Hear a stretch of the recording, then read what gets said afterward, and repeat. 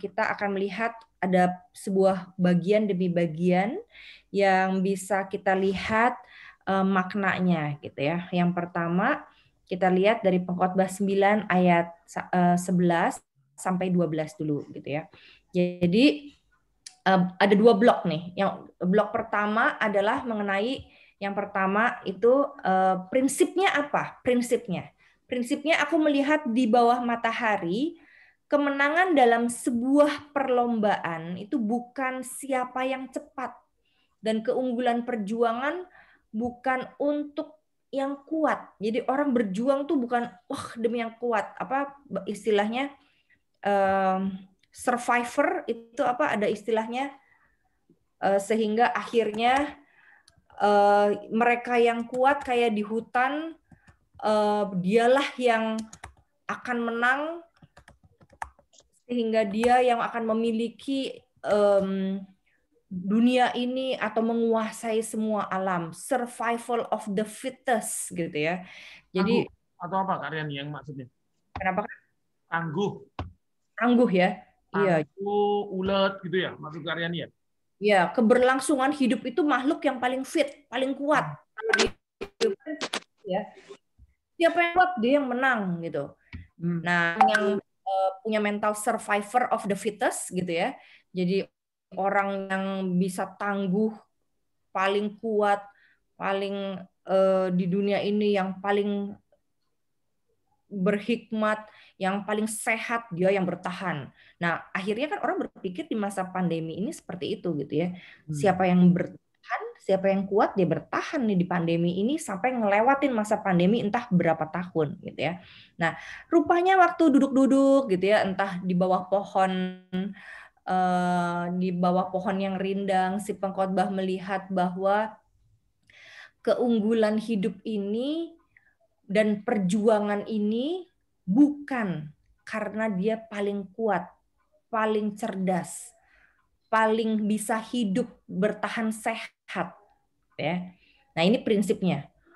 Bukan roti, bukan roti. Juga roti bukan untuk yang berhikmat.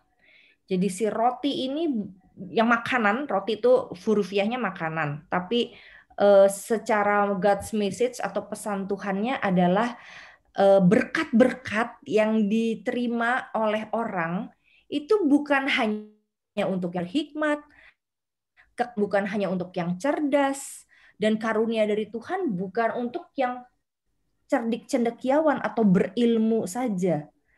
Karena waktu dan nasib dialami oleh mereka semua, gitu ya. Jadi ini mau memperlihatkan prinsipnya, nggak ada prinsip matis nih di mata Tuhan, di mata orang yang takut akan Tuhan, di mata si pengkhotbah prinsipnya nggak ada rumusan matematika di mana 1+1 pasti 2. Punya uang, punya teman, pasti bahagia. Nggak ada kayak gitu. Nggak ada rumusan-rumusan yang kita pertahankan sehingga akhirnya ini nih kalau dari hidup sampai mati harus begini gitu ya di dunia ini. Mengenai keunggulan, kekayaan, kecerdasan, hikmat, roti. Ini kan urusan-urusan yang sangat manusiawi banget yang kalau kita meninggal udah itu nggak ada kelihatan lagi. Udah nggak bisa terasa lagi. Nah, ini prinsipnya ya. Jadi di bawah matahari selama orang masih hidup, nggak ada prinsip matematis seperti ini, di mana orang yang mengalami dan mendapatkan yang baik dari Tuhan, pasti dia paling bahagia. Nggak ada rumusan kayak gitu. Kenapa? Semua orang nasibnya sama, satu kali kelak. Nah, yang kedua, di blok yang selanjutnya, ini bukan prinsip tapi alasannya. Kenapa sih? Kenapa nggak ada seperti ini? Nggak ada rumusan matematis prinsip seperti ini? Karena manusia tuh nggak tahu apa-apa sebetulnya loh. Dia nggak tahu waktunya. Seperti ikan tertangkap di jala yang mencelakakan. Dan seperti burung yang tertangkap dalam jerat. Ini gambar di latar belakang ya. Anak manusia juga terjerat pada waktu yang malang. Kalau hal itu menimpa mereka secara tiba-tiba. Gitu ya. Udah deh, jangan bikin-bikin harusnya gimana dalam hidup gitu ya. Itu prinsipnya kan. Nggak ada yang harus, nggak ada yang prinsip matematis gitu ya, menurut pengkhotbah nih ya. Kenapa? Karena aku sudah melihat bahwa orang ya akhirnya seperti ikan tertangkap jala, burung tertangkap jerat. Anak-anak manusia juga akhirnya malang juga gitu ya, mengalami sesuatu yang nggak enak. Nah, saya mau cerita dulu sekarang. Jadi ceritanya adalah tentang satu orang, kalau Bapak Ibu tahu siapa dia?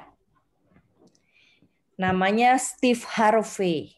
Umurnya 59 tahun katanya. Ya, 59 60-an lah sekarang ya. Jadi dia seorang aktor, komedian, penulis, presenter dari sebuah program The Steve Harvey Morning Show gitu ya. Jadi namanya ini sempat jadi perbincangan hangat khususnya pada waktu ajang pemilihan bergengsi Miss Universe di 2015. Kenapa namanya hangat?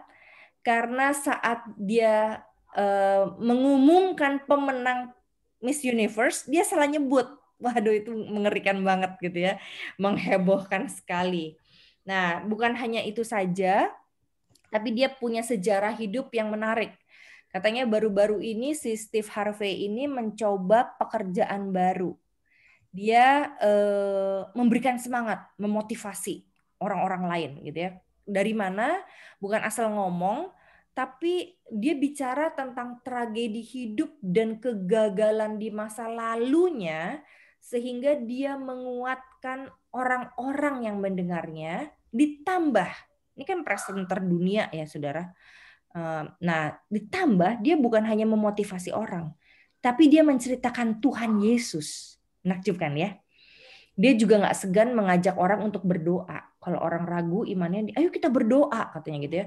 Nah, terus katanya nih kalau orang zaman sekarang tuh kan sukanya pakai Twitter, sosmed gitu ya. Nah, di Twitternya dia berani ngomong gitu menceritakan pada dunia, iman adalah kunci dari seluruh keberadaan saya.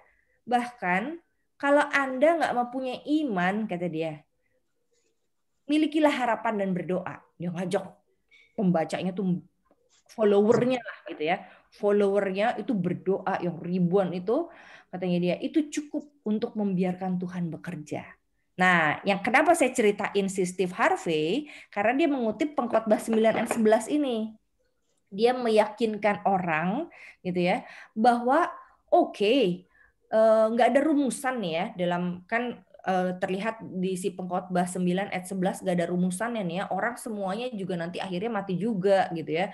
Jadi udahlah jangan bikin keharusan dan bikin aturan macam-macam, tapi dia bilang tapi dia meyakinkan si pembacanya dan followernya jangan mudah menyerah terhadap persoalan hidup gitu ya. Jadi yang dia mau tekankan betul, betul sekali itu ayat bilang bukan siapa yang sampai terlebih dahulu. Perlombaan iman ini bukan bicara siapa yang sampai duluan, hebat duluan, menang duluan dalam karir, sekolah, perlombaan, prestasi. Tapi siapa, nah ini penting, bukan siapa yang menang dulu ya, tapi siapa yang bertahan sampai akhir. Itu perjuangan manusia. Jadi seperti burung yang terbang terus sampai akhirnya masuk perangkap. Dia bertahan. Dia bertahan terus. Seperti ikan, dia bertahan terus. Sampai apa? Sampai titik darah penghabisan dia dijala. Udah. Dia bertahan untuk hidup. Jadi yang penting bukan siapa yang cepat. Siapa yang cepat meninggalkan dunia ini. Siapa yang cepat sukses. Siapa yang cepat kaya. Tapi dalam kacamata iman, kita bilang kacamata iman, kenapa? Karena kita hidup dengan iman kan ya saudara. Yang bertahan dalam imannya sampai akhir. Maka ada lagu kan, kau dapati aku tetap setia. Gitu. Jadi kuat-kuatan iman ini bukan lip service. Kenapa? Karena pengalaman si Stephen Harvey ini udah kehilangan harta milik, dia pernah jadi gelandangan katanya, 2 kali gagal dalam berkeluarga, dan sebagai komedian dia pernah berakhir karirnya di sekitar 8 tahun yang lalu. Tapi satu kali dia merasa dalam pergumulan jatuh bangun imannya, dia merasa Tuhan bicara pada dia seperti ini. Steve, kalau kamu berjalan terus, aku Tuhan akan menggantikan tempat yang belum ada. Jangan berhenti. Kamu hampir berada di sana, katanya gitu. Dia ngomongnya di sebuah majalah gitu ya. Jadi Steve Harvey ini adalah orang yang sungguh punya pengalaman bersama dengan Tuhan. Jadi saya mau menerjemahkan ayat yang kita baca tadi. Lagi aku melihat di bawah matahari bahwa kemenangan perlombaan bukan untuk yang cepat dan keunggulan perjuangan bukan untuk yang kuat. Ini terjemahan bahasa lain. Juga roti bukan untuk yang berhikmat, kekayaan bukan untuk yang cerdas, karunia bukan untuk yang cerdik cendekiawan, karena waktu dan nasib dialami mereka semua, dan karena manusia tidak tahu waktunya. Gitu ya. Jadi bukan masalah siapa yang cepat berkarir. Si Steve ini juga berkarir turun lagi. Kan orang bilang, ya sia-sia dong. Tadi seperti Pak Bebet bilang kan, ya sia-sia dong semua. Enggak. Di dalam Tuhan, kesia-siaan Tuhan ubah menjadi bagaimana kita bertahan di dalam dunia ini dalam iman kita. Jadi buat orang lain memang sia-sia, tapi di dalam Tuhan nggak ada yang sia-sia, gitu ya. Jadi apa hikmatnya dong? Hikmat yang lebih baiknya, gitu ya. Nah, dalam 13 sampai 18 ayat ini mau ngomong yang kupandang sebagai hikmat, gitu ya. Perkataan orang berhikmat didengar dengan tenang. Yang saya mau garis bawahi adalah kata tenang, gitu ya. Jadi orang-orang berhikmat itu membuat ketenangan di dalam hidup. Tinggal sekarang saudara pilih mau hidup dalam tenang atau hidup dalam gelisah. Itu sebuah pilihan di bawah kolong matahari ini. Di bawah matahari ini ada pilihan. Mana yang saudara mau pilih? Mau hidup di bawah matahari dengan ketenangan karena ada hikmat Tuhan, atau mau terus hidup di bawah matahari dengan keluh kesah, dengan terus mengatakan sampai akhir hidup, ini sia-sia, ini sia-sia, ini sia-sia. Ya udahlah, buat apa hidup, gitu ya. Saudara, saya bertemu dengan orang-orang, anak-anak muda yang ingin mengakhiri hidupnya. Ada yang mau 7 kali mengakhiri hidup, sampai dia kesaksian di podcast, gitu ya. Terus ada yang berbisik ke teman-temannya, saya tuh tadi pagi tuh udah mau bunuh diri loh, gitu ya. Bahkan ada juga nggak menutup kemungkinan ada orang-orang yang kelihatannya dekat dengan Tuhan, tapi kok akhirnya mengakhiri hidup, gitu ya. Nah, pengalaman-pengalaman seperti itu membuat orang berpikir, apa sih yang paling penting? Kenapa orang nggak bisa bertahan dalam hidupnya, gitu ya? Karena belum mendapatkan ketenangan. Nah, ini ada bedanya. Jadi di bawah langit ini, di bawah matahari ini, ada pilihan, saudara. Betul, ada kesia-siaan, tapi ada pilihan dalam hidup, gitu ya. Nah, mari kita lihat. Jadi di dalam perjalanan hidup orang, gitu ya, semua orang memang tanpa melihat keadaan, sikap, perbuatan, kita semua punya nasib yang sama. Saudara umur berapapun, saudara punya pengalaman kerja apapun, saudara makan makanan apapun, akhirnya kan semua nasibnya sama. Lalu orang bilang, aku gitu sia-sia dong, gitu ya. Ada di tangan Tuhan, akhirnya akan mati juga, gitu ya. Nah, melihat kenyataan ini, sikap pengkhotbah itu pasrah.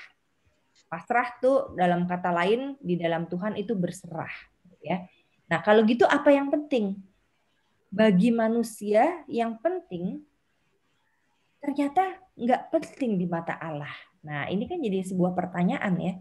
Karena apa? Bagi manusia kalau nggak penting, orang bertengkar, orang berantem. Saudara nanti ke mall aja ketemu sales promotion girl, ngomong nggak baik sedikit, kita marah.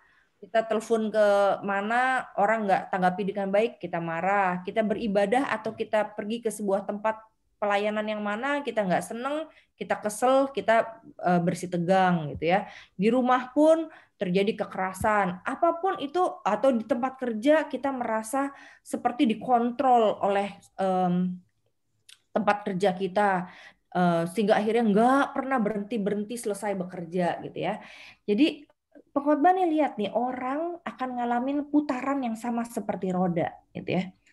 Ini penting buat mereka, maka dia marah. Ini penting buat saya, maka kita bertengkar. Ini penting saya, maka dia bekerja dan mencari uang sampai jauh malam, bahkan sampai pagi. Nah, si pengkhotbah lihat nih, kan orang bakal mati juga ya. Semua di tangan Tuhan. Oke, saya pasrah ya. Kenapa? Karena ada yang penting buat saya, tapi buat Allah nggak penting, gitu ya. Nah, jadi yang penting apa nih, gitu ya. Jadi ini makanan kesukaan saya, saudara. Saya selipkan di Background. background. Jadi, nah, menurut saudara, kalau makan asinan itu paling penting apa? Saya tanya. Ini kan bicara pengkhotbah bilang itu nggak penting, yang bagi Allah penting, nggak penting buat manusia ternyata. Yang buat penting bagi manusia ternyata nggak penting buat Allah. Nah, ini saya pakai ilustrasi. Menurut saudara, kalau makan asinan, yang paling penting apanya? Asin. Apa? Kerupuknya. Oh. Apa yang tadi bilang? Kak Jana bilang apa? Bumbunya. Bumbu. Nah, iya betul. Itu saya setuju banget. Nah, itu tulisan. Apa yang terpenting dalam hidup gitu ya? Bumbunya itu adalah hikmat Tuhannya. Nah, gitu ya. Jadi makanan asinan tuh yang penting, mau sayurnya kayak apapun, kerupuk kayak apapun, asal bumbunya enak, kita cari lagi pasti gitu ya. Ini sesama tukang yang jual yang suka asinan ya, jadi tahu bapak saya juga suka asinan soalnya, jadi dia tahu tante Nani suka ya. Jadi, nah, bumbunya dalam hidup itu adalah wisdom dari Tuhan.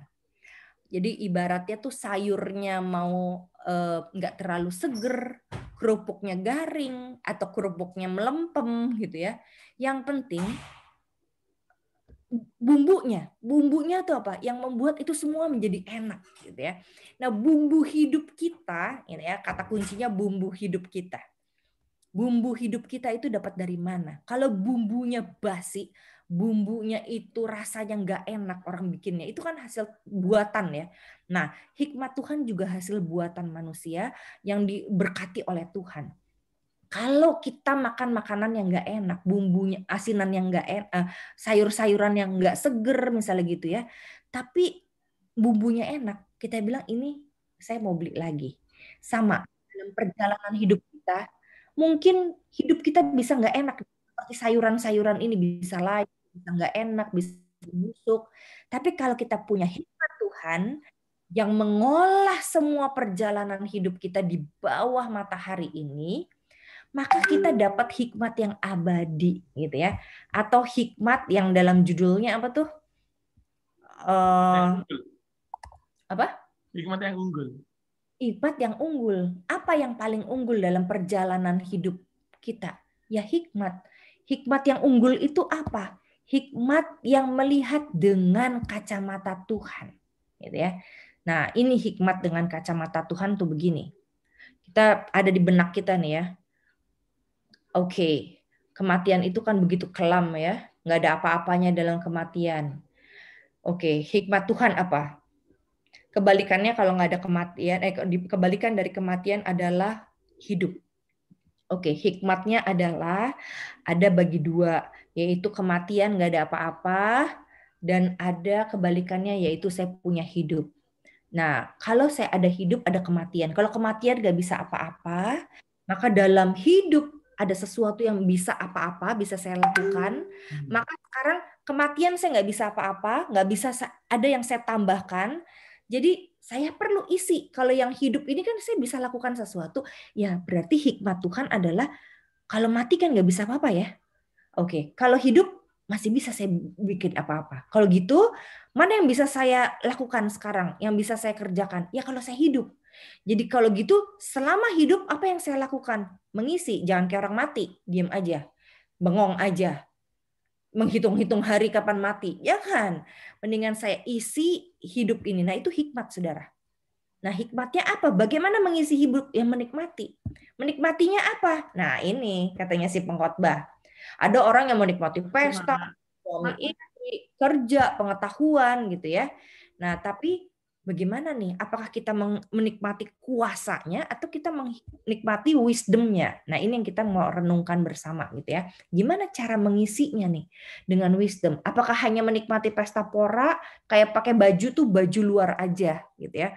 Kalau kayak asinan tuh kita menikmati sayur-sayurannya aja, sayur yang mesti seger, kita ributin sayur yang mesti seger, kerupuk yang mesti enak gitu ya. Tapi kita nggak mikirin hal yang paling penting dalam hidup, yaitu apa? Bumbunya, hikmat Tuhannya. Nah, kalau kita pertahankan hikmat Tuhannya, maka party-party makin lama kita nggak pesta. Punya baju, coba Bapak Ibu hitung di rumah. Bajunya ada berapa? Di masa hampir 1 tahun pandemi, berapa yang kita pakai? Ntar baju rumah lagi gitu ya. Paling mau dandan-dandan sedikit gitu ya. Kita punya baju, sekarang kita punya sepatu yang banyak, kapan kita pakai? Oke, kalau gitu itu bagikan asinan ya. Baju itu bakal out of date atau kita nggak pakai lagi. Sepatu, semua barang-barang yang ada di hidup kita tuh bagaikan sayur-sayur di asinan itu. Tapi saya punya hikmat. Mau diapain tuh baju ya? Nah, itu hikmat. Hikmat atau wisdom dari Tuhan itu adalah bagaimana membuat apa yang ada di dalam hidup kita itu bermakna. Nah, jadi Tuhan, kenapa Salomo bilang, Tuhan beri saya hikmat Tuhan. Karena saya bisa memaknai asinan yang layu pun, sayur di asinan yang layu pun bisa saya maknai kalau saya punya hikmat. Jadi hikmat itu seperti semangkuk bumbu asinan yang bisa mewarnai semua sayur-sayur yang ada, yang bisa memberikan rasa terhadap semua sayur-sayur yang ada, yang memberikan rasa terhadap kerupuk yang kita makan, gitu ya. Itu hikmat. Jadi di mana-mana tempelkan hikmat Tuhan.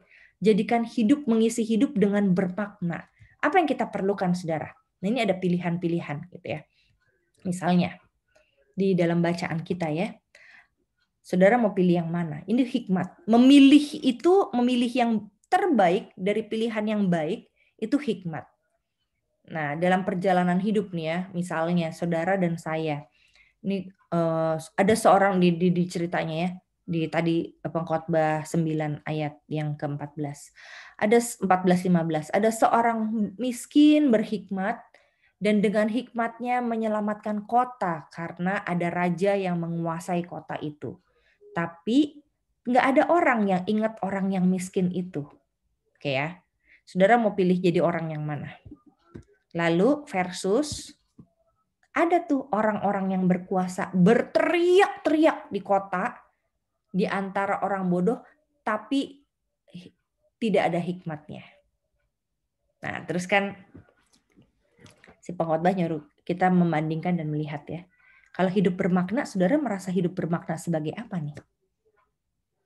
Seorang miskin berhikmat yang menyelamatkan kota, tetapi nggak ada orang yang ingat apa yang dia lakukan, atau saudara memilih menjadi orang yang berkuasa, teriak-teriak di banyak orang, tapi seperti di antara orang bodoh, yaitu orang yang nggak ngerti lu ngomong apa, nggak ada hasilnya, nggak ada manfaatnya, nggak ada hal positifnya. Ya udah lu teriak-teriak aja karena lu berkuasa. Nah, ini kan terjadi kan dalam hidup kita. Kita pilih, kita maunya yang mana? Itu hikmat. Kita bisa aja memilih salah satu. Tapi ingat mana yang paling bermakna dalam hidup. Nah, dalam hidup saudara, pengkhotbah mau menunjukkan di Pengkhotbah 9 ini ada banyak pilihan hidup. Nah, bagaimana cara membuat bermakna kalau kita pilih satu dan kita tahu maknanya? Jadi, bagaimana caranya memilih? Ya kita mesti pikir dulu, ini bermakna apa enggak ya? Saya ini melakukan ini seperti orang miskin berhikmat yang orang nggak tahu menyelamatkan kota. Atau saya mau pilih teriak-teriak seperti orang berkuasa di antara orang bodoh, melakukan sesuatu dengan tangan besi saya, dengan uang saya, tapi sia-sia. Tapi orang nggak tahu dengar, tapi akhirnya juga nggak bermanfaat bagi satu orang pun. Kalau ini kan menyelamatkan kota di satu sisi ya. Nah, yang mana yang kita pilih itu perlu hikmat. Jadi saya tidak menentukan mana yang paling bagus gitu ya. Tapi si pengkhotbah juga selalu kasih tahu ada ini gitu ya. Kita mau yang mana? Dan orang punya hak untuk memilih gitu ya. Jadi, nah dalam memilih hikmat ada ajaran utama, saudara, katanya. Ajaran utamanya adalah menurut saudara dari pelajaran pengkhotbah 9 ini, mana yang saudara pegang ajaran utamanya? Ini nggak tahu menurut saudara dua hal yang berbeda apa enggak. Tuhan tentukan semua yang kita alami di bawah matahari ini. Oke, Tuhan udah tentukan saya sakit COVID sekian hari yang akan datang. Atau saudara percaya kalau saya enggak benar-benar, kalau saya berusaha pasang masker, makan sehat, tinggal di rumah, maka Tuhan akan memberkati saya nggak sakit COVID. Nah, saudara percaya yang mana tuh? Ajaran utama saudara, iman saudara tuh yang mana? Gitu ya. Nggak ada salah, nggak ada benar ini sih. Kenapa? Karena ini aliran kepercayaan yang kita pegang prinsipnya yang mana yang berbeda. Gitu ya. Nggak ada yang menyesatkan juga, tapi saudara pegang yang mana nih? Kalau Tuhan udah saatnya Tuhan bilang saya sakit, ya pasti saya sakit, biarin aja saya kemana-mana juga, gitu kan, ada yang bilang gitu. Atau ya enggak lah, saya jaga-jaga gini, maka Tuhan akan berkati saya dengan 3M atau 5M, maka saya enggak kena, Tuhan berkati saya usaha saya, gitu ya. Nah, saudara percaya yang mana nih? Yang mana? Ya, saya lemparkan hikmat ya, hikmat kan intinya adalah pengkhotbah 9, saya melihat bahwa intinya semua ada pilihan dalam hidup di bawah matahari ini. Jadi, saudara mau hidup sia-sia, silakan. Saudara mau hidup bermakna, silakan. Ya, memang semuanya dua-duanya mati juga akhirnya. Tapi bagaimana mau isi hidup gitu ya. Nah, lalu saudara mau seperti orang miskin yang berhikmat, tapi dia menyelamatkan kota, walaupun orang semua nggak tahu siapa dia gitu ya, dan namanya tidak terkenal. Atau saudara mau terus jadi orang berkuasa, teriak-teriak, tapi nggak ada guna karena yang dengerin juga nggak ngerti saudara ngomong apa gitu ya. Ini semua pilihan hidup. Hidup selalu ada pilihan dan kita mesti pilih mana yang paling bermakna, mana yang nggak sia-sia dalam hidup gitu ya. Silakan kata pengkhotbah pilih. Nah, ini saudara merasa bahwa Tuhan yang menentukan semua yang saudara alami, sehingga ya udahlah saya ikut aja mau kemana juga pokoknya, mah kalau sakit kena COVID ya sakit aja gitu kan ya. Atau oke, apapun yang saya usahakan, kita terus berdoa biar Tuhan berkati agar saya sehat, kuat, bertahan gitu ya dalam perjalanan ini. Itu satu. Yang kedua, ini refleksi untuk apa yang kita pelajari gitu ya sebagai hikmat Tuhan untuk kita bawa pulang. Oke. Lebih baik hidup seenak-enaknya karena semuanya toh sia-sia juga gitu ya. Ya udahlah serah gue lah apa yang saya mau gitu ya. Atau lebih baik saya mikir-mikir gimana caranya bermakna walaupun saya orang miskin yang menyelamatkan kota dan nggak diingat orang. Yang penting fokusnya saya mencoba menyelamatkan kota nih, membantu dunia ini. Itu kan lebih bermakna ya. Supaya saat saya tidak ada di dunia lagi, saya meninggalkan makna walaupun orang nggak ingat saya. Oh, sudah menyelamatkan kota. Walaupun nama saya nggak diingat, tapi saya pulang mati meninggalkan dunia ini dengan damai karena saya sudah menyelamatkan kota. Biarin aja deh orang nggak pada yang tahu. Pokoknya itu saya yang lakukan, ya. Oke, silakan sampai sini dulu. Kan semua hidup pilihan ya. Saya men-trigger saudara untuk berdiskusi. Kira-kira ajaran utama apa yang ada di menjadi iman saudara? Siapa yang mau angkat suara? Silakan Kak Jarwo menjadi moderator. Iya. Siapa yang mau diajak? Mari Bapak Ibu diberikan kesempatan untuk berperan serta dalam diskusi. Jadi kan kita melatih hikmat kita ya. Oke lah. Orang tua bilang sia-sia, tapi jangan lupa ada pilihan dalam hidup, gitu ya. Nah, ini saya men-trigger Bapak Ibu dengan memilih dalam hidup. Semua hidup adalah pilihan. Ingat asinan, ada bumbunya. Bumbunya itu adalah memberikan makna dalam hidup. Nah, semakin kita berhikmat, semakin kita dimaknai, punya prinsip. Sehingga perjalanan ini menjadi berhikmat kan. Nah, itu pilihan saudara sih. Mau dimaknai boleh, nggak dimaknai nggak apa-apa juga, gitu ya. Tapi saya mengajak saudara untuk memaknainya, untuk punya prinsip hidup gitu ya. Nah, ini dalam iman ada pilihan-pilihan ini. Saudara pilih yang mana? Silakan Bapak Ibu, siapa yang mau mencoba menjadi volunteer? Ya, tuh Bapakku tuh.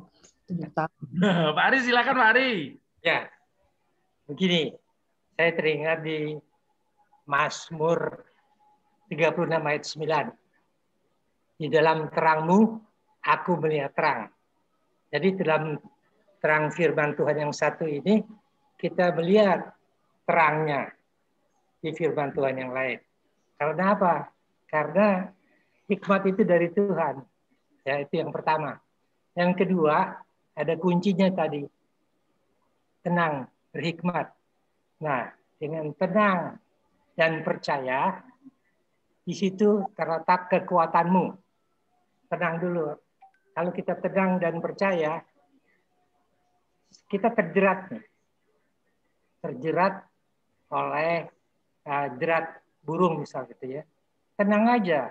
Nanti kamu akan lihat ada lubang di situ. Pergilah lewat situ.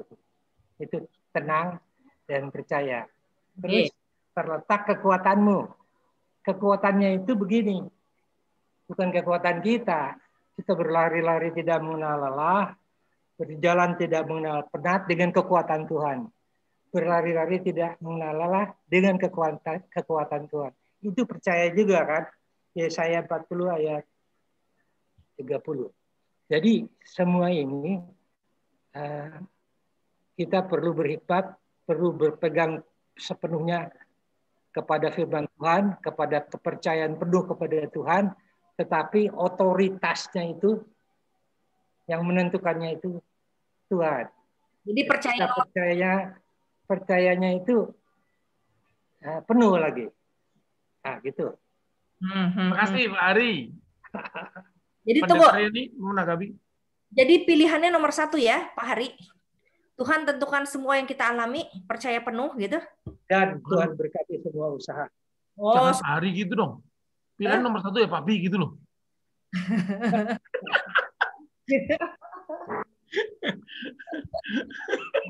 Ya, dua-duanya nih. Ataunya bukan atau jadinya ya. Ya, dan. Tuhan tentukan semua. Loh, Tuhan tentukan semua. Kalau Tuhan tentukan semua, saya perlu usaha nggak? Kan diberkati, kita usaha, diberkati. Oh, jadi ada berkat juga, ada penentuan juga. Ya. Gitu ya. Kalau kita udah jalani itu, ya semua Tuhan yang tentukan, jalannya ditentukan, otoritas tetap di tangan Dia. Oke. Ya, oke. Ya, terima kasih Pak Ari. Bagaimana Pendeta Riani? Ya, coba orang lain. Kita lihat orang lain dulu. Oke, Bu Susana silakan. Nggak ada suaranya, Bu.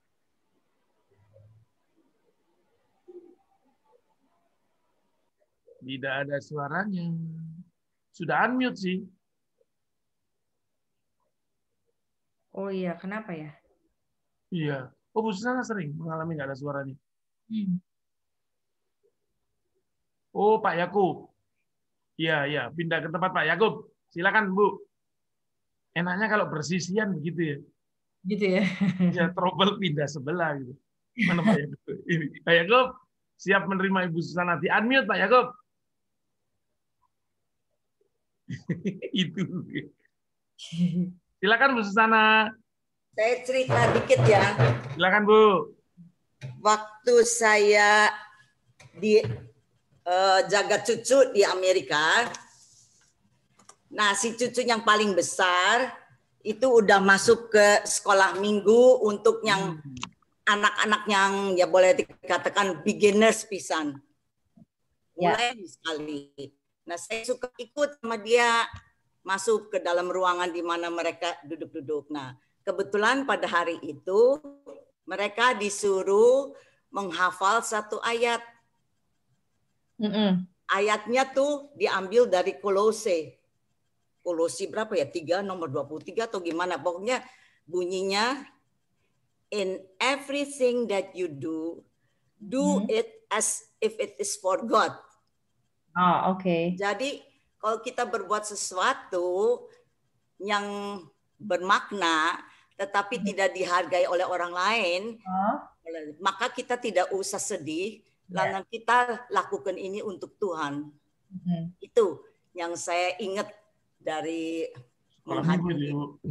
Ya, terima kasih. Jadi Tante pilih, biarin aja lah ya, pokoknya apapun yang saya lakukan, pokoknya diberkati gitu ya. Ya, it is for God. You do it for God. Ya. Jadi milih mana nih? Hidup seenak-enaknya, semua sia-sia, lebih bermakna. Ya enggak dong. Lebih bermakna ya. Pokoknya yang sia-sia. Oke, itu hikmatnya lah ya. Jadi semua orang nih lagi keluarin hikmatnya nih ya. Dalam silakan. Ada lagi? Iya. Masa besok aja kenapa? Tidak ada suaranya. Kolose berapa ya waktu itu? Kolose 3 ayat 23. Ya, Kolose 3 ayat 23. Ayat 23, ya. Ya, silakan yang lain. Coba nanti saya balik lagi ke komputer sendiri. Saya ingin komentari sedikit, Kari. Silakan, Kak. Menurut saya, apa yang disebut pengajaran berbeda tadi nggak berbeda gitu. Kenapa harus dibuat dikotomi atas itu gitu ya? Itu pertanyaan saya tadi. Karena dua ini ya. Betul. Bahwa Tuhan tentukan semua benar. Ujung hidup kita kan mati, itu Tuhan yang tentukan gitu kan. Tapi apakah kita berhenti memaknai kehidupan hanya sampai di situ? Kan enggak. Kan kita mengatakan bahwa karena hidup itu singkat, maka dia itu penting gitu. Maka dia itu harus diisi gitu. Maka dia itu harus bisa dinikmati ya. Apalagi dengan keyakinan bahwa apa yang saya lakukan, apa yang coba saya upayakan itu diberkati Tuhan. Betapa nikmatnya gitu. Bagi saya adalah ya nggak apa-apa, memang hidup ditentukan mati oleh Tuhan. Tetapi alangkah bahagianya apabila kita bisa memberi makna, memberi arti sepanjang hidup yang singkat itu, bila kita juga bisa menikmati kesenangan yang semuanya itu datang dari Tuhan gitu kan. Lalu yang kedua, ketika saya melakukan sesuatu yang baik dalam rangka mengisi hidup supaya bermakna, itu nggak ada kaitannya sama sekali dengan diingat atau dihargai orang gitu. Tetapi sebagai manusia, kalau itu bisa terjadi, itu baik. Tapi itu bukan tujuan gitu. Itu bonus saja gitu ya.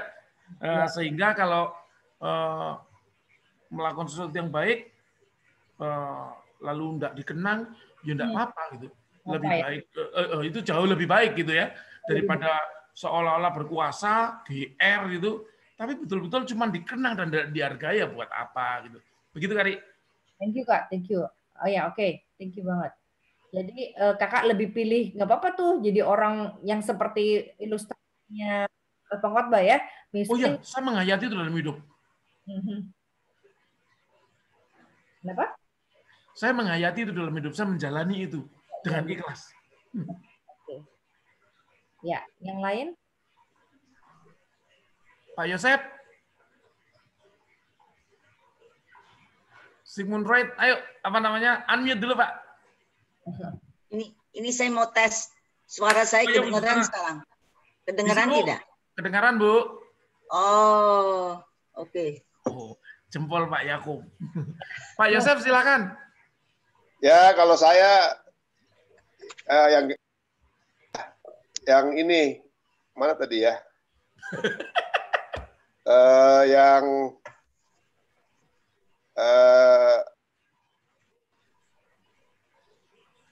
dan Tuhan memberkati semua usaha kita. Iya, iya. Jadi Bapak percaya bahwa nggak semua Tuhan yang tentukan gitu ya. Ya, kira-kira begitu. Makasih, Saya Pak. punya pengalaman ya, saya sedikit Ibu ya, Ibu Pendeta Riani. Ya, Pak. Kemarin kan waktu hari itu ada pesawat jatuh ya, Sriwijaya. Terus baru 4 menit udah meledak, jatuh lah malah.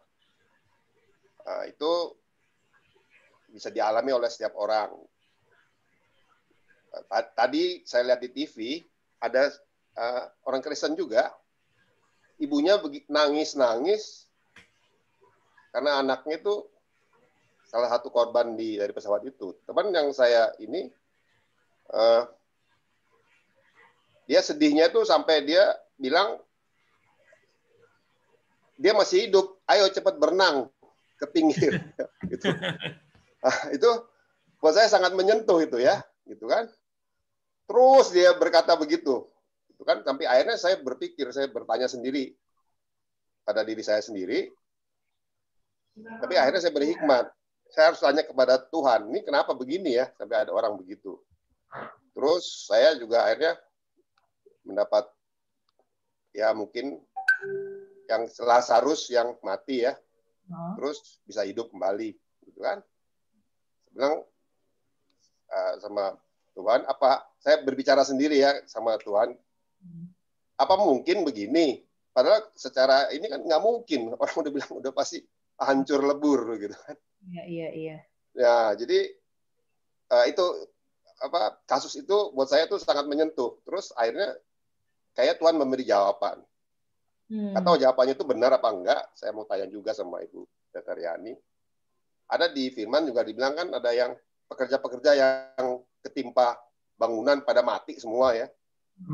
Terus sampai ada orang bilang, apa dia tuh begitu apa karena dosa-dosa orang tuanya apa gimana? Terus Tuhan berkata bukan, karena jawabannya Alkitab kan karena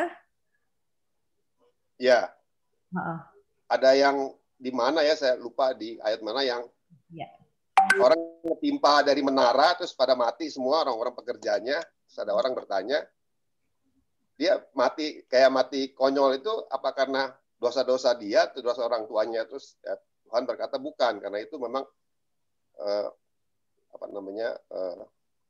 supaya kuasa Tuhan ada begitu. Saya lupa di ayat mana itu, Bu. Nah, kira-kira begitu. Ya itu yang saya berhikmatnya di situ. Jadi saya sempat agak sedikit gimana ya? Kok bisa begitu ya? Gitu. Kayak setengah protes lah gitu kan. Setengah protes gitu kan. Nah, itu aja. Itu aja, Bu. Terima kasih. Oke, makasih, Pak. Sebetulnya sih kalau pertanyaannya kenapa begitu, saya juga nggak tahu Pak jawabannya gitu. Tapi saya bisa belajar memaknai. Nah, itu bedanya. Jadi Bapak juga bisa memaknai. Sometimes kadang-kadang orang tuh memilih untuk ya udah saya dengar aja deh pendeta memaknainya apa. Padahal Pak, karena Tuhan memberikan hikmat kepada semua orang gitu ya. Jadi Bapak pun juga tidak terkecuali diberikan hikmat oleh Tuhan untuk memaknai yang membawa damai sejahtera. Jadi kalau saya lebih prefer nggak dengerin pemaknaan dari orang, apalagi itu berbeda dari saya, karena saya perlu hikmat Tuhan sendiri sehingga saya damai sejahtera dengan alasan itu. Jadi kalau kan kita suka dengerin khotbah tuh, terus dengerin khotbah, saya nggak setuju nih sama pendeta ini, nggak apa-apa. Kalau ada prinsip yang saya pegang dan membawa damai sejahtera, karena saya tahu Tuhan pesannya buat saya ini kok kayaknya gitu. Nah, jadi kalau misalnya kenapa orang tanyanya bukan sama murid Yesus, tapi tanyanya pada Yesus, Tuhan kenapa sih orang ini disable? Terus bukan salah bapaknya, bukan salah ibunya, tapi kuasa Allah menjadi nyata. Itu kan jawaban Yesus. Jadi hari ini kalau ada orang tanya ke saya, kenapa begitu ya, Ri? Waduh, tanya saja sama Tuhan Yesus. Orang tanyanya sama Tuhan Yesus, gitu kan? Di Alkitab juga bukan tanya pada murid Yesus. Tapi kalau saya perlu tanya Tuhan Yesus, gitu ya, saya perlu tanya secara khusus dan nanti mendapatkannya khusus, gitu. Saya jadi ingat ada satu anak-anak Pak nanya sama mamahnya begini, Mam, kalau saya jadi lesbi, Mama terima atau enggak? Itu anak kelas 3 SD. Tahu jawab mamanya? Mama bilang, saya mesti tanya sama Tuhan dulu. Saya mesti bergumul sama Tuhan. Karena itu anak saya. Jadi anaknya udah tahu. Kenapa? Karena temennya punya disorientasi seksual juga. Jadi makanya dia ceritain ke mamahnya.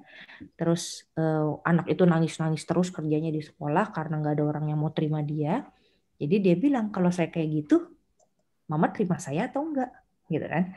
Nah itu mamanya jawabnya begitu. Hikmat Tuhan membuat dia menjawab, kalau itu anak mama, mama harus tanya dan berbicara sama Tuhan dulu. Nah gitu. Jadi mama jawabannya apa? Ya aku harus bicara sama Tuhan dulu. Gitu. Nah saya kira jawaban itu membuat saya juga belajar. Iya ya, nggak semua harus dijawab langsung dengan jawaban yang pasti. Tapi orang perlu damai sejahtera tahu bahwa saya bertanya kepada Tuhan. Nah, itu buat saya juga hikmat gitu. Biar kamu yang menerima jawaban juga bertanya sama Tuhan. Kalau ada orang yang pernah bertanya kepada saya mengenai Kak, ini dosa atau enggak dosa sih gitu. Tunggu. Dosa itu kan jauhnya kamu dari Tuhan ya, salah satu definisinya. Nah, sekarang kamu tanya sama Tuhan, saya bilang. Jadi jangan lewat saya. Kamu tanya sendiri, baca Alkitab gitu ya. Terus nanti kita diskusi apa hasil tanyamu pada Tuhan. Kenapa Bapak Ibu? Karena saya percaya Tuhan anugerahkan seperti tadi si pengkhotbah bilang kan, Tuhan tuh kasih kepada semua. Jadi anak kecil pun punya hikmat. Saya sering mendengarkan orang tua bicara, anak-anaknya tuh memberikan hikmat Tuhan kepada orang tuanya. Misalnya orang tua yang bertengkar, anaknya tuh akan ngomong, Mam, bisa nggak bertengkar? Itu anak kecil loh, anak TK bisa ngomong gitu sama orang tua ya katanya. Atau Mam, berdoa aja supaya Mama jangan khawatir katanya. Itu dari mana? Hikmat Tuhan. Sometimes mungkin dia nggak kepikiran ngomong gitu, tiba-tiba Tuhan letakkan hikmat di bibirnya dia gitu. Karena apa? Karena dia dekat dengan Tuhan, karena hikmat Tuhan menyertai dia. Jadi pengkhotbah ini bagus mengajak kita untuk, nah seperti Bapak tadi bilang kan, oh nggak tahu Alkitab tuh di mana ya, saya pernah baca. Bagus Pak, kembangkan terus kebiasaan untuk merefer dari firman Tuhan. Kenapa? Karena itu hikmatnya. Tuhan yang bicara, bukan saya, bukan pendetanya yang bicara. Kata pendeta saya, 1000 pendeta bisa jawabannya beda-beda gitu ya.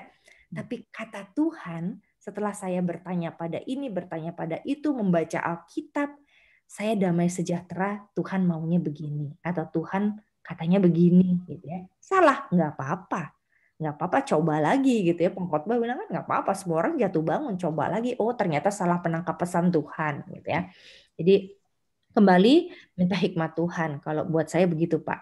Jadi jangan puas dengan satu jawaban pendeta, karena pada dasarnya kita diberikan hikmat oleh Tuhan, bertanya sendiri kepada Tuhan, gitu ya. Tari, boleh sedikit menambahkan yang Pak Yosef tadi. Yang dimaksud Pak Yosef itu dari apa ya? Lukas berapa ya? 24 kalau nggak salah. Lukas 13 ayat 4. 13 ayat 5. Ayat 4. Ayat 4. Ayat 4. Tentang dugaan orang-orang Yahudi bahwa mungkin orang itu punya dosa yang lebih besar dari orang lain gitu. Karena mereka itu sebelumnya datang kepada Yesus bawa berita yang orang-orang Galilea disembelih sama Pilatus yang darahnya dicampurkan dengan darah korban itu. Lalu Yesus ngomong ke mereka kan, apa menurutmu orang Galilea itu dosanya lebih besar dari orang Galilea yang lain sehingga mengalami seperti ini? Enggak. Kalau kamu nggak bertobat, kamu akan mengalami yang seperti itu. Atau pada saat kamu, nah yang diceritakan tadi, 18 orang yang ketimpa tiang di Siloam itu, menara Siloam, dia dosanya lebih besar dari orang di Yerusalem. Enggak, intinya itu. Jadi sebetulnya nggak terlalu berkait ke sini, cuman Pak Yosef tadi mencoba mencari pemaknaan di dalam kesia-siaan itu mungkin ya Pak Yosef ya. Iya, iya.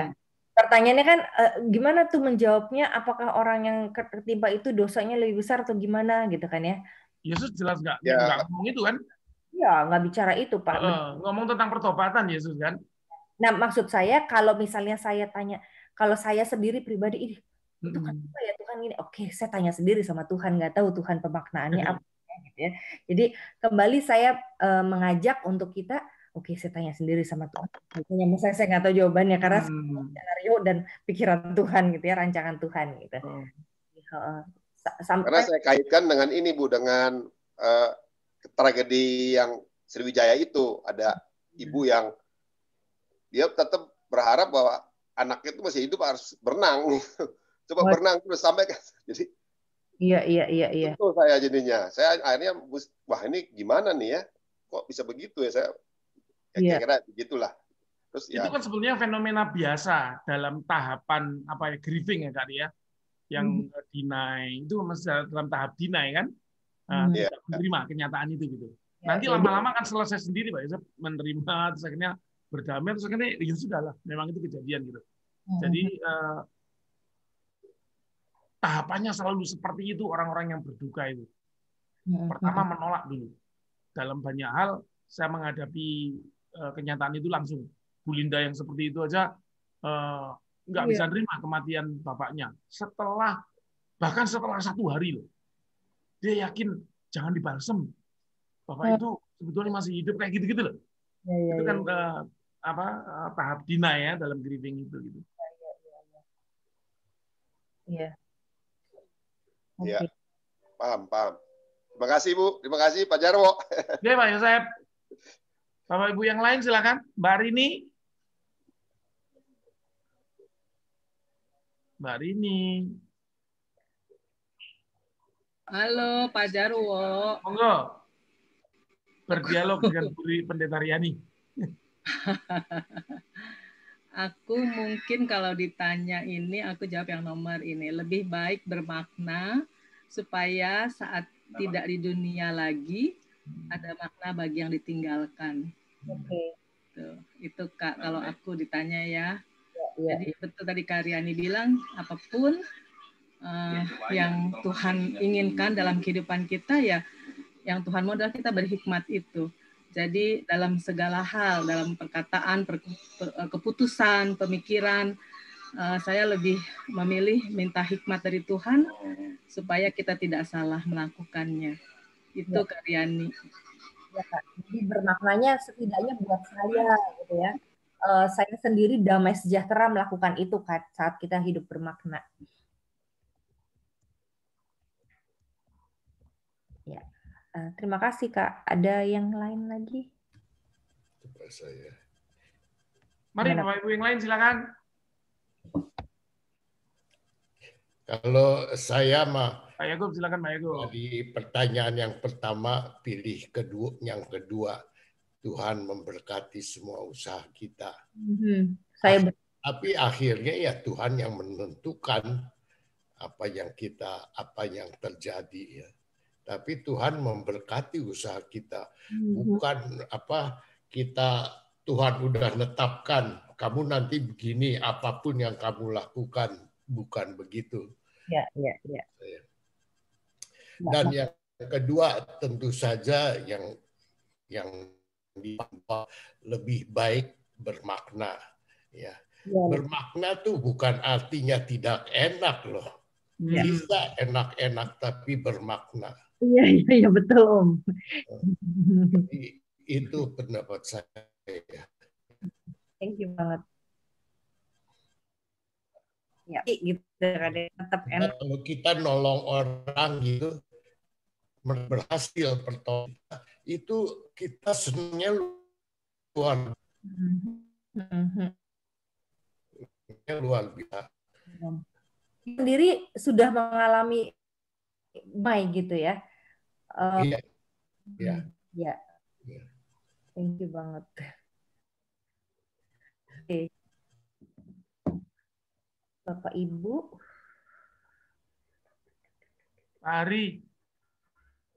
Bunda pipinya kok cuma ngintip-ngintip dari belakang gitu. Hikmat. Karena saatnya berbagi sehingga ini jadi kita pilihan-pilihan hidup bermakna atau itu hidup sia-sia gitu ya. Kita diberi kesempatan untuk mengeluarkan hikmat Tuhan supaya di bawah matahari ini hidup menjadi sia-sia. Gitu ya. Silakan. Hidup itu nggak ikuti. Betul. Ya, jadi abunya. Jadi kalau memang tadi yang bilang pertanyaannya bukan atau tapi dan. Ya. Waduh, Om udah nyimpulin saya bikin nih yang slide master, Om. Saya Silakan, Om. setuju tuh sama Bapak. Artinya pertanyaannya dan. Saya udah mau ngomong terakhir. Silakan, Om, dijelaskan. Oh gitu ya. Silakan dijelaskan, Om. Ya. Nah, kemudian yang kedua itu menurut saya ya bagi kita orang-orang beriman itu yang namanya hidup bersenang-senang itu saya kira beda dengan hidup yang kita kenal di dunia. Karena kita juga diajarkan untuk jalanilah hidupmu dengan ringan. Serahkan bebanmu. Ketika kita menyerahkan beban, tidak ada kesusahan, kita jalan segala sesuatu dengan ringan, dengan ikhlas, dengan tulus. Itu satu kesenangan kan sebenarnya. Kalau yang diartikan senang-senang di sini adalah seperti itu. Yang seperti saya percaya bahwa kita semua melakukan senang-senang seperti itu gitu. Bahwa kita menjalani hidup itu dengan ringan aja, dengan hati yang ikhlas, tulus, nggak menggerutu, nggak mengeluh dan sebagainya, kan senang kita seperti itu gitu. Jadi ya juga kembali lagi mestinya dan juga gitu, bukannya atau gitu. Jadi karena hidup ini nggak hitam putih sih menurut saya. Jadi kita menerima. Kalau dari minggu lalu saya sangat senang itu yang Pak Yowas bilang dari tokoh yang namanya Aser gitu. Ketika dia melihat ayah mati, dia tanya bapaknya kenapa semua mati. Nah, ayahnya bilang, kenapa dia mati? Supaya kita menghargai hidup. Kalau kita memiliki terus-menerus sepanjang usia, kita tidak menghargai. Oleh karena itu kita harus mati. Dengan mati kita menghargai hidup. Karena pendek hidup itu. Jadi tertarik juga sebenarnya dengan tokoh yang diceritakan Pak Yowas minggu lalu. Demikian, Riani, terima kasih. Saya tambahin sedikit Pak Tom. Itu ayatnya, hidup ringan itu ada ayatnya itu. Karena Tuhan yang menanggung segala kelemahan kita dan yang menanggung segala penyakit kita. Sampai pada masa tuamu, aku tetap dia. Aku akan menanggung kamu terus. Memikul kamu terus. Ya saya. Ya, terima kasih. Jadi saya menyimpulkan ini Pak Jarwo, maaf ya, Om Tom udah menyimpulkan nih apa yang saya mau. Maaf. Jadi memang. Gak apa-apa Pak Tom, dosa yang sama saya perbuat tadi. Gak apa-apa berarti. Jadi ya Tuhan sebagian memang ada yang Tuhan tentukan di Yeremia 29:11 tuh bilang aku mengetahui rancangan yang ada padaku mengenai kamu gitu ya. Jadi memang sebagian dia rancang gitu ya. Tapi Tuhan beri kesempatan kepada kita juga untuk punya usaha. Jadi saya setuju dengan Bapak Ibu semua bahwa kita perlu usaha 3M, 5M gitu ya, menjaga hidup kita sekarang. Tuhan berkati dan orang-orang yang mencintai Tuhan berusaha sambil mencintai Tuhan akan mengalami kebaikan Tuhan gitu ya. Di Roma 8 ayat 28. Jadi apapun usahanya nggak ada yang sia-sia. Karena apa? Karena hikmat Tuhan bilang itu bisa diubah Tuhan menjadi ya. Nah yang kedua, nah ini enaknya boleh enaknya hidup gitu ya dan bermakna dong. Kita mencari fokus. Fokus itu berarti ada yang nggak enak dalam hidup, ada yang enak. Tapi kita fokus pada enaknya hidup sehingga memaknainya dan bermakna gitu ya bagi orang-orang yang kita tinggalkan dalam perjalanan hidup kita. Gitu ya. Jadi ini memang kelas Patibulum nih, kelas orang berhikmat nih ya. Jadi semuanya berbagi hikmat, saudara. Ini keren banget gitu ya. Jadi kalau orang rasa, aduh saya tuh kok kurang hikmat ya, ikut Patibulum gitu ya. Ntar kalau kelas pengkhotbah ini gitu ya, kita sama-sama semakin bertambah hikmat. Karena memang itu ya yang kita cari tuh dalam hidup. Dari kisah orang gitu ya, dari perjalanan hidup orang, apa yang kita dapatkan ya hikmatnya gitu. Perjalanan hidup panjang dari susah-susahnya, saya kira kalau Bapak Ibu diminta untuk sharing, pasti Bapak Ibu di sini juga punya susah masing-masing ya. Pernah punya susah masing-masing, pernah punya pengalaman tidak menyenangkan masing-masing. Tapi justru dari pengalaman 1 tahun, 3 tahun, 5 tahun, 1 bulan, 3 bulan, ada hikmat Tuhan. Gitu ya. Dan akhirnya kalau disimpulkan ya ada nikmatnya, ada enaknya, dan itu bermakna gitu ya. Jadi karena fokusnya pada itu gitu ya. Jadi nggak ada hitam putih, tapi tinggal pilih aja gradasi. Kalau saya bilangnya hidup ini seperti spektrum gitu Om Tom. Jadi nggak ada hitam putih, tapi ada gradasi. Makin lama makin menjadi lebih baik, makin lama makin serupa Kristus, makin lama tambah berhikmat, makin lama tambah mengalami kebaikan Tuhan dan mensyukurinya gitu ya. Nah, itu yang di bawah matahari menjadi tidak sia-sia. Kenapa? Karena saya mati pun dengan damai sejahtera gitu. Oke, itu Pak Admin. Ya.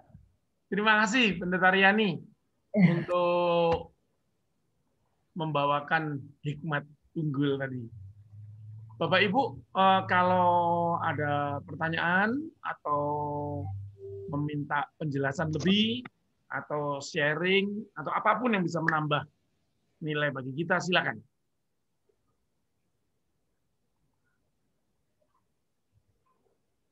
Bu Ratna Suwandono yang berhikmat.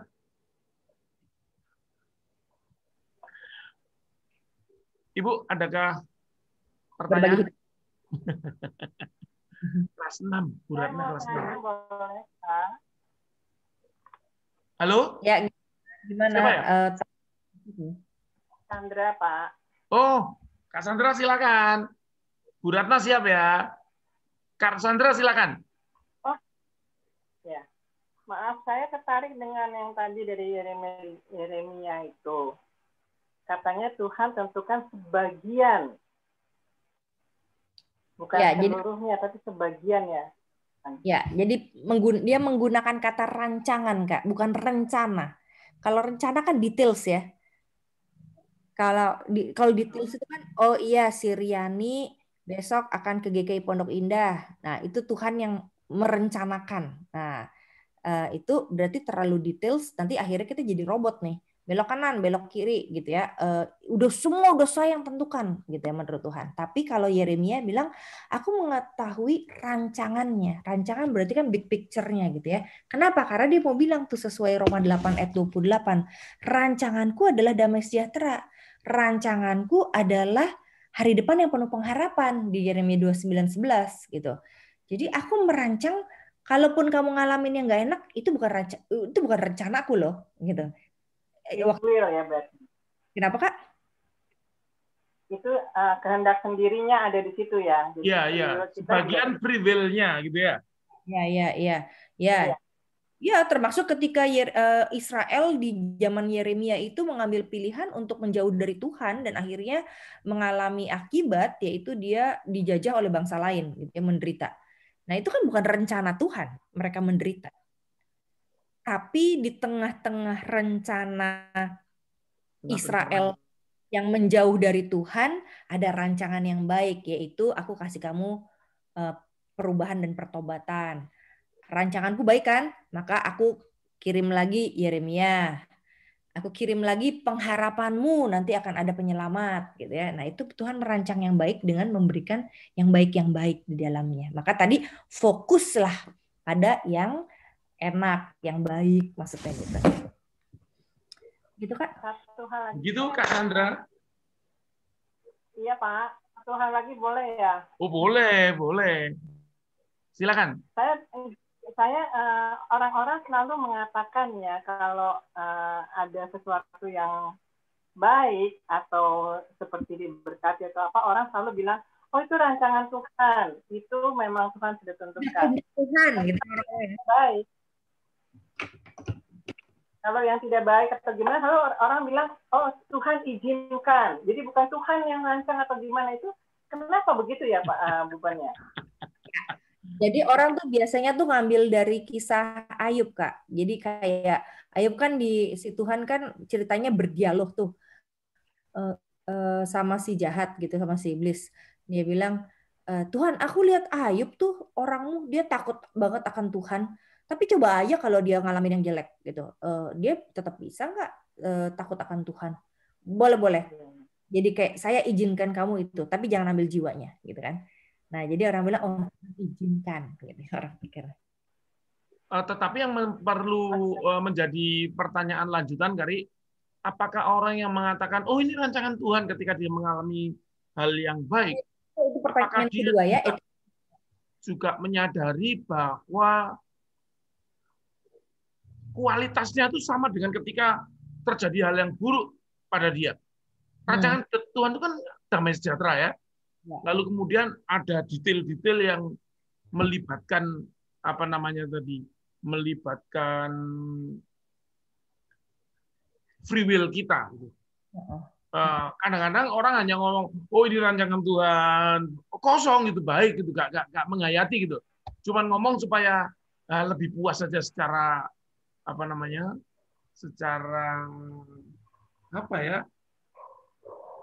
secara spiritual gitu.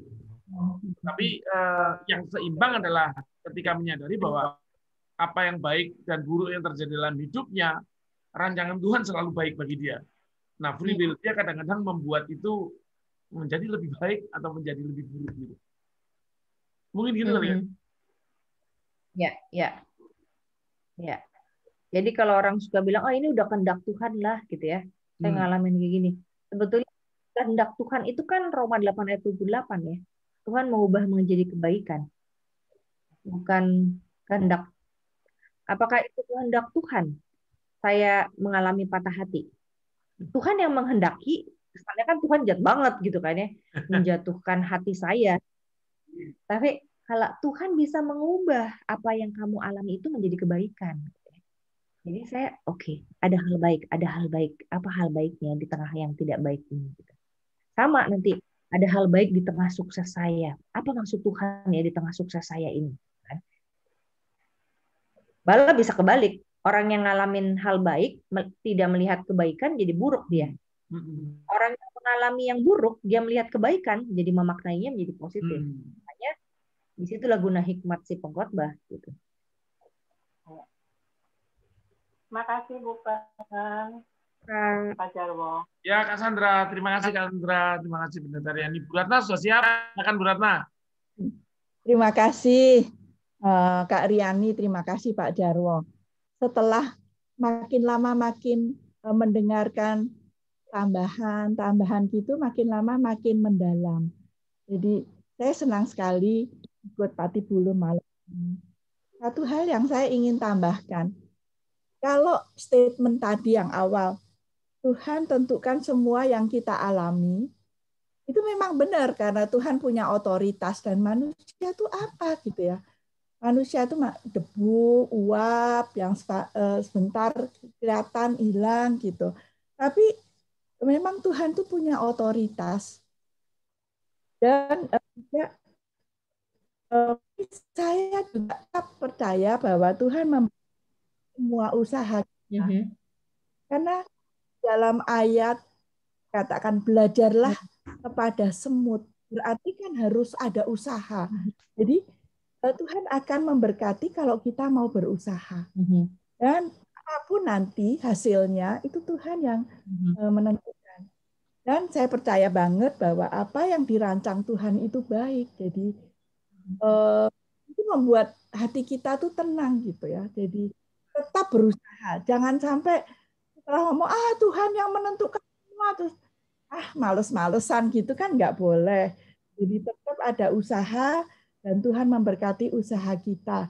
Apa nanti hasilnya itu Tuhan yang menentukan. Jangan sampai kita malas-malasan. Dan yang kedua ya tentunya tadi sudah diulas. Lebih baik kan bermakna di dalam dunia ini daripada kita konyol, hidup tanpa makna, enak-enaknya, walaupun ada catatannya. Tidak berarti hidup itu kemudian menjadi sangat miserable kayak gitu kan enggak boleh kayak gitu ya. Jadi kita harus tetap bersukacita karena Tuhan mengatakan bersukacitalah kamu senantiasa. Jadi tetap aja harus bersukacita, tapi harus yang garis bawahi lebih baik kita tuh hidup bermakna. Jangan melakukan hal-hal yang konyol-konyol karena maunya saja itu kan nggak baik. Lebih baik punya makna yang ditinggalkan bagi setelah kita meninggal. Mungkin waktu kita hidup barang kita punya ide apa kayak gitu, terus melupakan orang ya aja. Yang penting kita sudah berusaha untuk meninggalkan sesuatu yang baik di dalam dunia. Jadi, sekali lagi, saya percaya banget bahwa Tuhan itu punya rencana yang baik di dalam kehidupan kita. Rancangannya itu baik, tidak pernah rancangan yang jahat. Jadi selalu rancangan yang damai sejahtera. Dan dengan demikian kita akan hidup lebih tenang, lebih bisa mensyukuri apa yang kita hadapi setiap hari. Kita maknai tiap hari yang sebagai hidup itu merupakan kesempatan yang Tuhan berikan pada kita. Itu yang saya belajar pada hari ini. Terima kasih Pak Yani, terima kasih Pak Jarwo. Ya. Terima kasih Bu Ratna. Mari Kari. Ya, garis bawahi pada hidup bermakna ya. Setiap kita diberi kesempatan untuk mengembangkan bagaimana caranya hidup bermakna. Umur berapapun tetap bisa bermakna. Betul nggak? Setuju nggak Bapak Ibu? Atau cuman yang bisa produktif aja yang bermakna? Oh, kemarin ikut itu kan cool. Asis itu juga digaris bawahi bahwa isilah hidupmu itu sebagai sesuatu karunia Tuhan supaya hidup kita tuh tetap bermakna walaupun kita udah lansia, tapi tetap aja bisa mencari celah-celah bagaimana bisa mengisi kehidupan ini menjadi lebih bermakna. Terima kasih.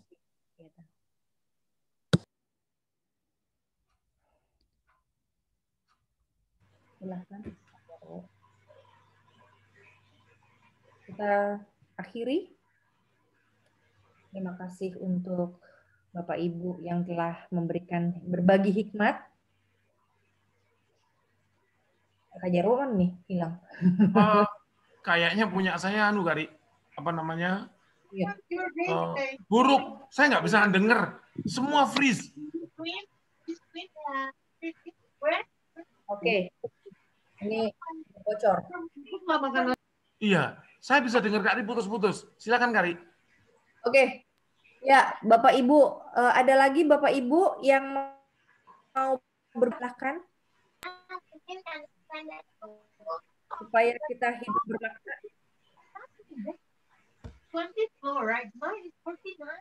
Apa nih? Oke, Bapak Ibu bisa dengar saya Kak? Bisa. Oke, masih ada pertanyaan atau sharing atau apapun yang bisa diupayakan untuk menambah apa yang sudah disampaikan?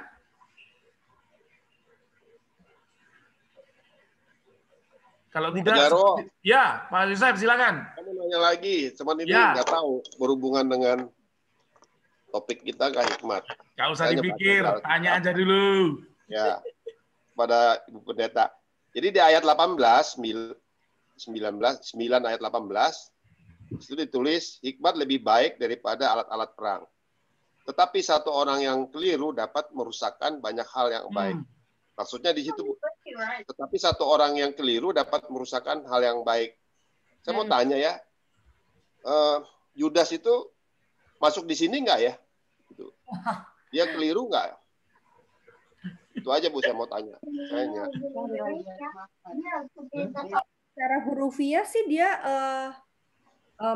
merusak dalam arti dia merusak relasinya dengan Tuhan. Ya kan? Dengan relasinya dengan Tuhan. Yudas memberikan Yesus kepada para prajurit gitu ya dan imam. Dia melakukan yang keliru, dia merusak Tapi kan kita perlu ingat juga bahwa oke, kalau lihat dari ayat ini betul dia merusak relasinya dengan Tuhan ketika dia melakukan hal yang tidak baik itu, ya. Nah, tapi kalau rancangan besarnya apa? Rancangannya besar justru orang bisa lihat, oh karena Yudas mengkhianati, Yesus ditangkap, mati di kayu salib, menebus dosa kita. Orang bilang gitu kan? Ya. Karena kebaikan Tuhan mengubah itu menjadi kebaikan gitu. Jadi kalau di dalam Tuhan yang keliru pun Tuhan bisa ubah jadi kebaikan gitu.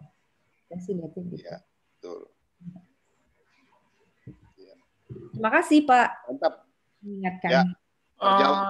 Contoh yang jelas itu dari karena satu orang merusak rencana itu Akan. Gitu ya. Bangsa Israel waktu menyerang Yeriko yang begitu besar, sukses kan? Tapi menyerang Ai yang begitu kecil dengan jumlah tidak berimbang, kocar-kacir. Ternyata hanya karena ada satu orang yang sudah diingatkan untuk tidak menjarah, ternyata nyolong juga Akan itu. Kemurkaan Tuhan itu membuat upaya menundukkan Ai jadi kacau kan, kalah bangsa Israel.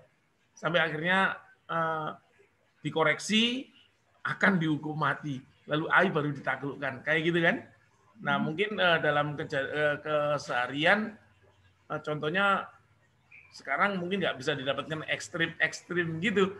Tetapi hal itu menunjukkan kebenaran apa yang dikatakan oleh pengkhotbah ini. Bahwa karena seorang bisa ngaco rancangannya itu. Mungkin itu kali, Ri.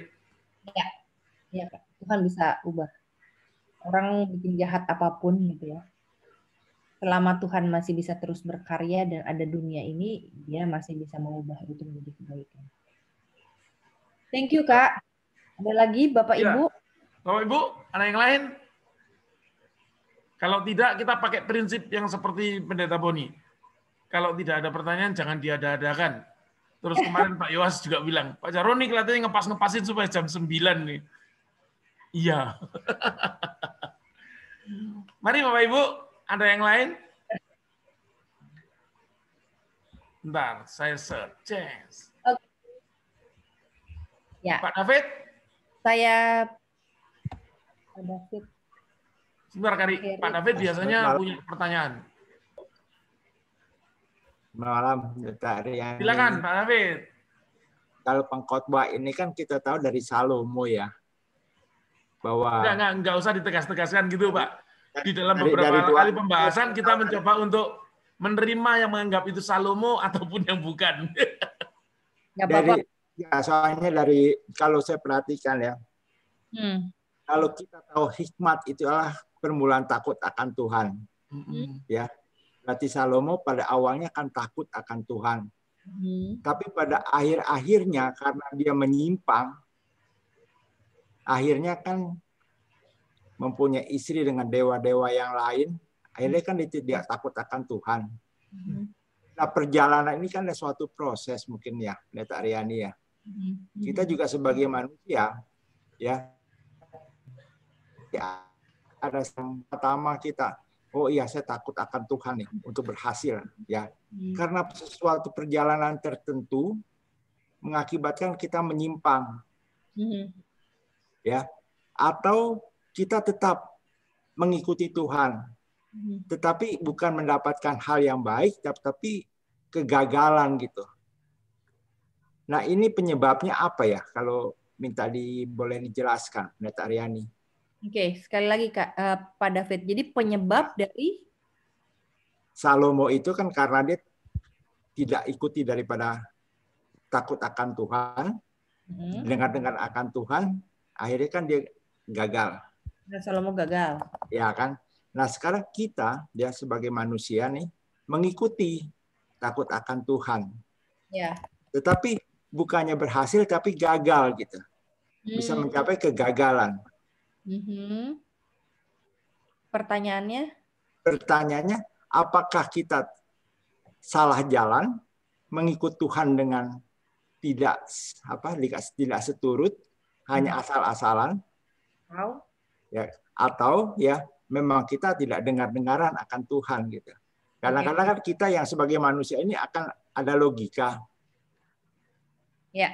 Seperti contoh ya saya dalam pekerjaan gini ya. secara logika saya akan kerjakan ini dalam keadaan bisa betul gitu.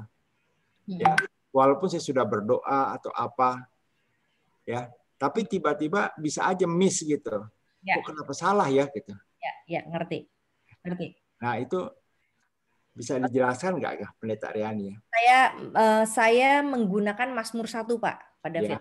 Mazmur 1 itu kan berbahagialah orang yang tidak berjalan menurut nasihat orang fasik, gitu kan ya. Tidak duduk dalam kumpulan orang berdosa dan tidak berdiri di kumpulan pencemooh, gitu kan ya. Tetapi yang kesukaannya adalah Taurat Tuhan dan merenungkan itu siang dan malam, gitu ya. Nah, terakhir ayat itu bilang apa saja yang diperbuatnya berhasil, katanya gitu ya. Nah, berhasil ini apa maksudnya, gitu kan?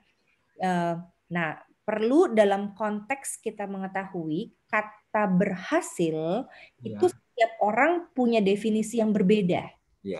Nah, berhasilnya itu adalah apakah berhasil saya pasti juara kelas terus, atau berhasil saat saya juara ataupun tidak juara, saya tetap percaya bahwa saya berjalan bersama Tuhan dan saya percaya Tuhan memberi yang terbaik. Berhasil ala Mazmur 1. Kalau berhasil ala manusia, dia mesti dapat nilai 10 terus atau berhasil dalam dunia prestasi terus, gitu. Nah, tergantung definisi berhasil kita apa nih, Pak? Sukses kita apa? Karena apa? Karena Tuhan juga bisa Tuhan bisa membuat kita berhasil dalam mengalami pencobaan. Misalnya 1 Korintus 10 ayat 13, pencobaan yang kamu alami biasa dan tidak melebihi kekuatanmu. Kesalahan termasuk ya, pencobaan itu saya salah melakukan sesuatu atau saya lalai. Sebab pada waktu kamu dicobai, aku akan memberikan jalan keluar supaya kamu dapat menanggung. Nah, ketika kita bisa menanggung pencobaan yang kita alami, kita berhasil. Walaupun kita dicobai. Ketika kita bisa menanggung kesalahan kita berhasil. Itu definisi Mazmur 1 tuh. Beda dengan orang dunia. Kalau kamu meleset sedikit, kamu tidak berhasil dalam dunia kerja dan karir. Betul, itu definisi berhasilnya orang dunia karir. Jadi tergantung value kita terhadap keberhasilan. Justru Tuhan bisa pakai kesalahan kita untuk kita berhasil tetap beriman, gitu kan. Jadi semoga dalam mistik, ya ini saya mengerti banget dunia kerja kan nggak boleh salah, mesti bagus, mesti sukses dalam bisnis plan, gitu kan ya. Nah, tapi definisi berhasilnya Mazmur 1 rupanya beda. Nggak apa-apa bisnis plan ada kesalahan sedikit, tapi tetap percaya Tuhan memberi yang terbaik. Nah, keberhasilannya adalah kepercayaan pada Tuhannya, kesetiaan pada Tuhannya, keyakinan Tuhan ada bersama saat jatuh pun itu keberhasilan, gitu. Jadi makanya kenapa lagunya Kau dapati aku tetap setia. Mungkin dari sekian sakit yang diderita dan tidak ada obatnya, dia meninggal, tapi dia berhasil setia. Maka tadi kembali lagi ke Pengkhotbah 9 ayat yang ke-11, apapun itu yang namanya perjuangan itu bukan yang paling duluan sampai yang menang, tapi yang bertahan gitu kan. Dalam keadaan salah saya bertahan untuk setia sama Tuhan dan percaya Tuhan beri yang terbaik gitu. Jadi definisi keberhasilannya yang kita perlu punya sendiri di dalam Tuhan, Pak. Terima kasih, Zatriani. Berarti seperti doa Tuhan Yesus lah ya. Ke Bapak saja yang jadi ya. Bapak yang jadi. Begitu saya mengikuti kehendak Bapak, saya berhasil. Ya. Maka waktu orang di tengah-tengah penyakit terminalnya, kita berdoanya enggak, Tuhan pasti sembuhkan. Dalam nama Yesus Tuhan pasti sembuhkan. Enggak, kalau orang ala GKI ini berdoanya, saya pernah tuh ditanyain sama satu orang, pengalamannya ada orang diamputasi, lalu minta, jadi ada satu rumah sakit tiba-tiba telepon ke saya untuk datang, karena itu orang Kristen, Bu. Tolong doain. Enggak tahu dari gereja mana gitu ya. Nah, di depan ICU, saya tanya dulu sama yang mau didoain si pasangannya. Ibu percayanya mana dulu nih? Kan tadi ada pilihan kan. Ibu percaya dalam nama Yesus pasti sembuh, atau dalam nama Yesus jadilah kehendakmu.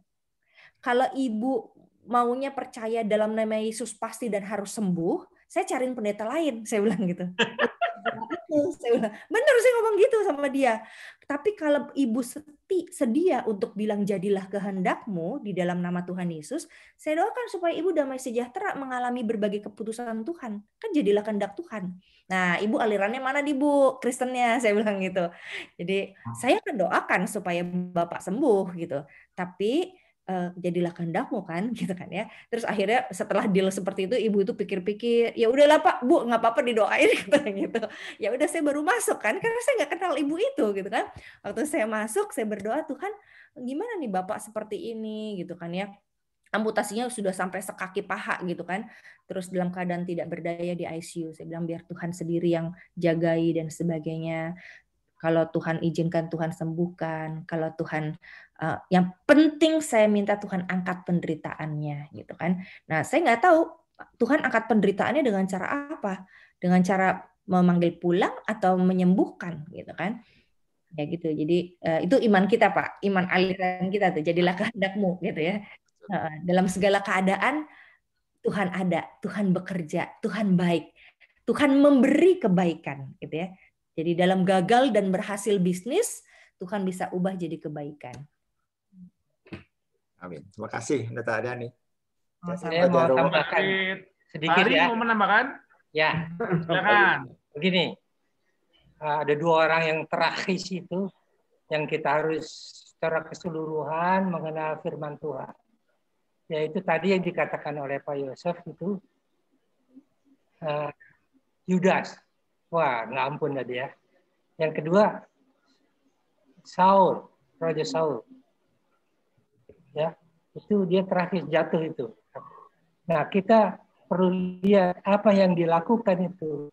Kalau di firman Tuhan sih, jangan menghujat Roh Kudus. Kamu tidak bisa diampuni.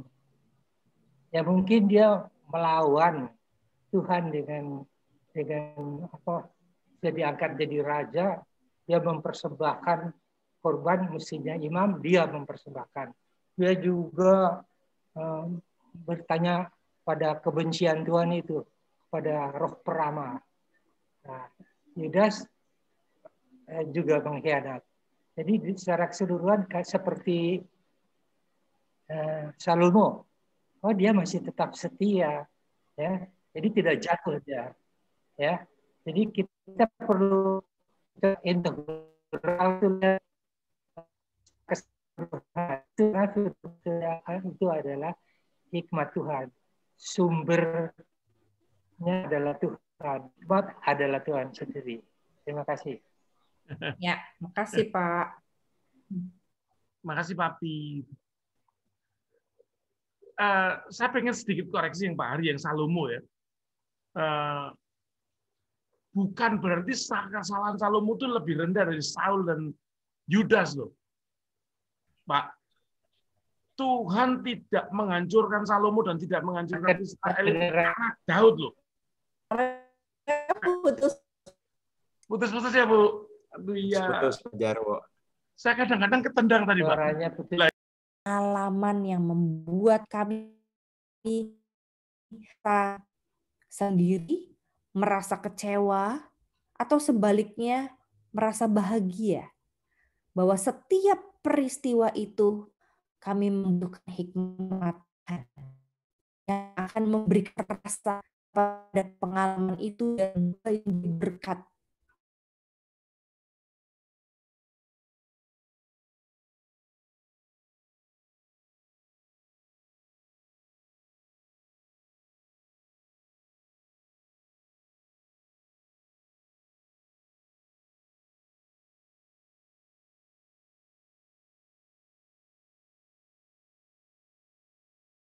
Amin.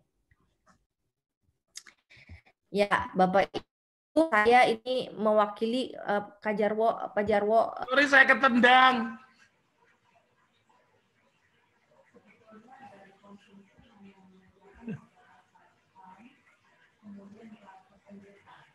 Jarwo, ya sekarang ya. Saya akan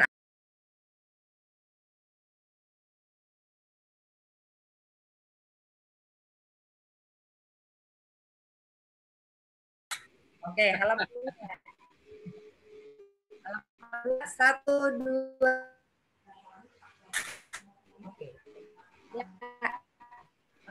Ya. Oh, jadi 1, 2. Oke. Terima kasih Bapak Ibu, Tuhan hati. Sampai jumpa Jumat depan. Selamat malam semuanya. Terima kasih.